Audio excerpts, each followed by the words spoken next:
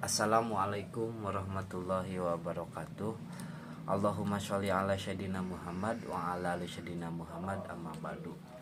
Perkenalkan, nama saya Hamim Muhammad Ilyas. Saya dari kelas PAIB semester 6. Di sini saya akan membuat video mata kuliah Al-Qur'an Hadis untuk dosen pengampunya Ibu Dr. Masripah MSI, dan kepada Ibu dosen yang saya hormati dan saya banggakan dan saya cintai, semoga ibunya tetap sehat, amin. Baik, di sini saya akan memaparkan untuk latar belakang. Pembelajaran Al-Qur'an Hadis didasarkan pada pentingnya menjadikan Al-Qur'an dan hadis sebagai pedoman peserta didik, tidak hanya dalam kemampuan membaca dan menghafal, tetapi juga memahami serta mempembelajarkan Al-Qur'an Hadis. Al-Qur'an Hadis sangat penting sebagai dasar pembentukan akhlak dan karakter peserta didik karena menjadi pedoman hidup dalam Islam. Namun, pembelajaran yang masih berfokus pada hafalan membuat pemahaman dan pengamatan nilai-nilainya kurang maksimal. Nah, oleh karena itu diperlukan metode yang lebih kontekstual dan aplikatif agar peserta didik mampu memahami serta menerapkan ajaran Al-Qur'an dan hadis dalam kehidupan sehari-hari, mengamalkan nilai-nilainya dalam kehidupan sehari-hari di tengah perkembangan zaman dan pengaruh globalisasi yang dapat mempengaruhi akhlak. Pembelajaran ini berperan dalam membentuk karakter yang beriman dan berakhlak mulia. Untuk latar belakangnya. Langsung saja dari pengertian dan konsep dasar. Pembelajaran Al-Qur'an Hadis adalah proses pendidikan yang bertujuan membimbing peserta didik dalam memahami, membaca, menghafal serta mengamalkan ajaran yang bersumber dari Al-Qur'an dan hadis. Konsep dasarnya mencakup beberapa aspek utama, yaitu kemampuan membaca dengan baik dan benar, menghafal ayat atau hadis, memahami makna dan kandungan pembelajaran Al-Qur'an Hadis. Adalah proses pendidikan yang bertujuan membantu peserta didik memahami, membaca, menghafal serta mengamalkan ajaran yang terkandung dalam Al-Qur'an dan hadis.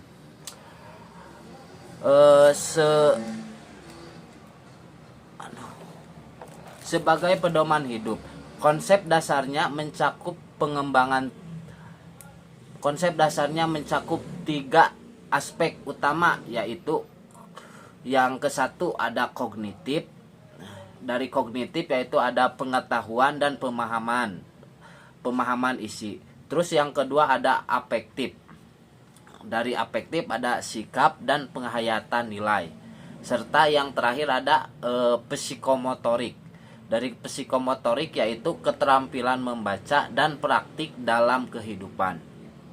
Itu 3 aspek.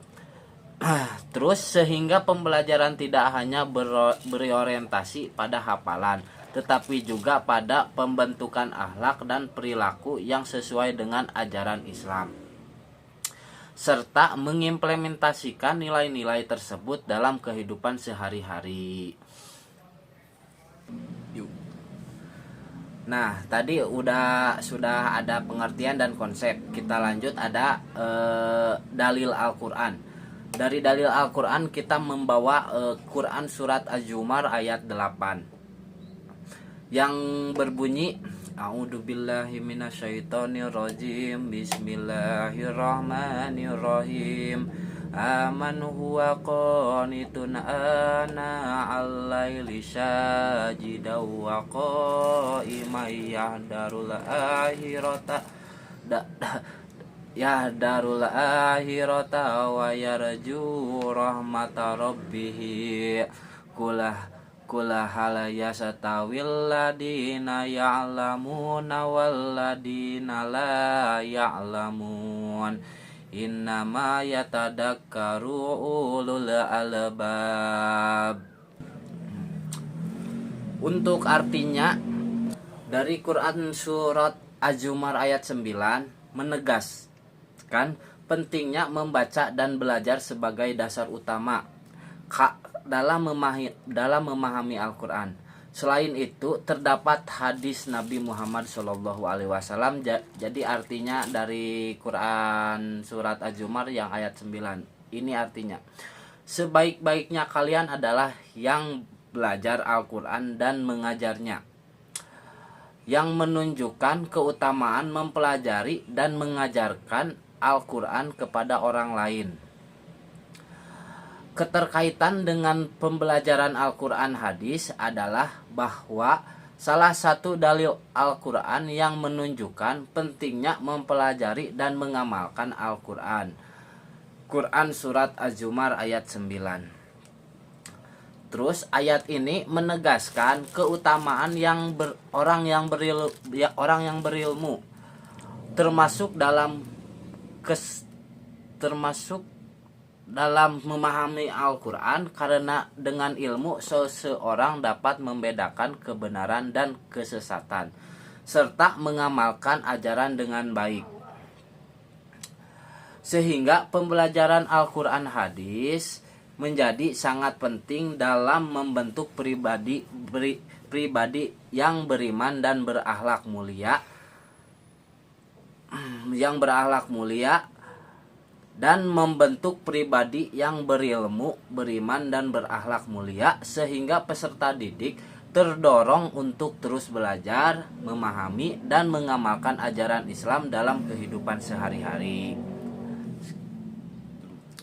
Dari dalil Al-Quran sudah kita paparkan. Terus untuk selanjutnya ada penalaran krisis.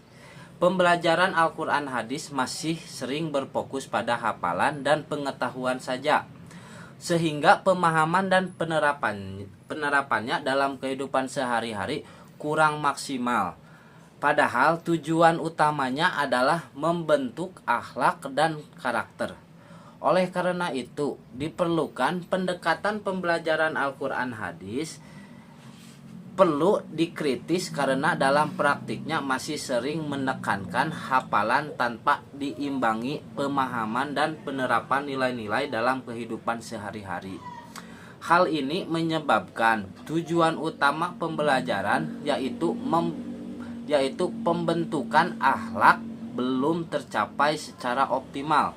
Oleh karena itu diperlukan pendekatan yang lebih konstekstual, metode yang variatif, serta evaluasi yang menilai sikap dan perilaku, agar peserta didik tidak hanya mengetahui isi ajaran, tetapi juga mampu menghayati dan mengamalkan secara nyata yang lebih konstekstual.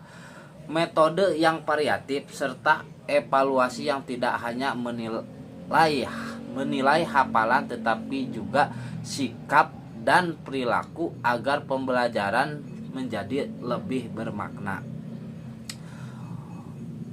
Dari penalaran krisis kita sudah paparkan ya, jadi kita langsung ambil kesimpulannya.